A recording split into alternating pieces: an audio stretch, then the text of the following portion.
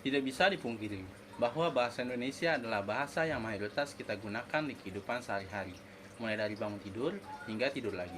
Sahrunizan Abdul Tholib dalam kumpulan puisi Suara Bukit Kepada Langit mengatakan, hayat bahasa di akal bangsanya, ajal bahasa di keris bangsanya. Seperti pesan Sahrunizan tadi, maka kita harus mengenal lebih dalam lagi mengenai bahasa Indonesia. Di video kali ini, saya akan menjelaskan sedikit mengenai sejarah, hakikat, fungsi, dan kedudukan bahasa Indonesia. Bahasa Indonesia berasal dari bahasa Melayu. Ada beberapa faktor mengapa bahasa Melayu akhirnya dijadikan bahasa Indonesia. Pertama, karena bahasa Melayu merupakan bahasa perantara antar etnis di Indonesia atau lingua franca. Kedua, bahasa Melayu memiliki penyebaran yang luas dan melewati batas-batas penyebaran bahasa lain. Ketiga, bahasa Melayu memiliki kekerabatan dengan bahasa lain di Nusantara bukan sebagai bahasa asing. Keempat, bahasa Melayu mudah dipelajari karena sistem yang sederhana dan tidak mengenal tingkatan bahasa. Dan terakhir, faktor psikologis. Penutur bahasa Sunda dan bahasa Jawa yang rela ketika bahasa Melayu dijadikan sebagai bahasa kebangsaan.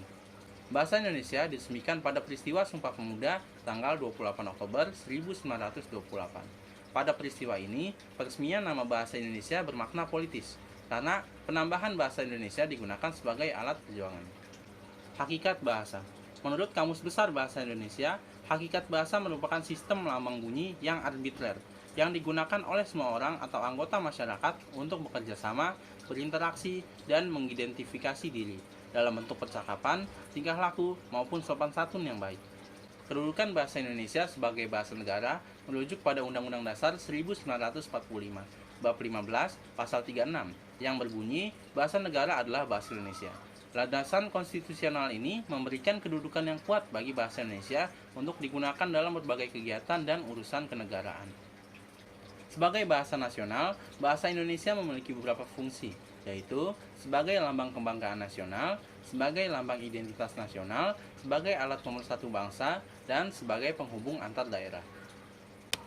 Sebagai bahasa negara, bahasa Indonesia juga memiliki beberapa fungsi, yaitu sebagai bahasa resmi negara, UUD 1945, sebagai bahasa pengantar di dalam dunia pendidikan, sebagai alat penghubung pada tingkat nasional, sebagai alat pengembangan kebudayaan ilmu pengetahuan dan teknologi. Nama saya Reza Widianto dengan NPM 2022 435000320, Prodi Teknik Informatika kelas S1C. Dengan ini, saya akhiri video kali ini. Sekian, terima kasih. Video ini dibuat untuk memperdalam pengetahuan kita mengenai bahasa Indonesia. Dengan begitu, kita bisa lebih mencintai lagi bahasa Indonesia yang sudah ada.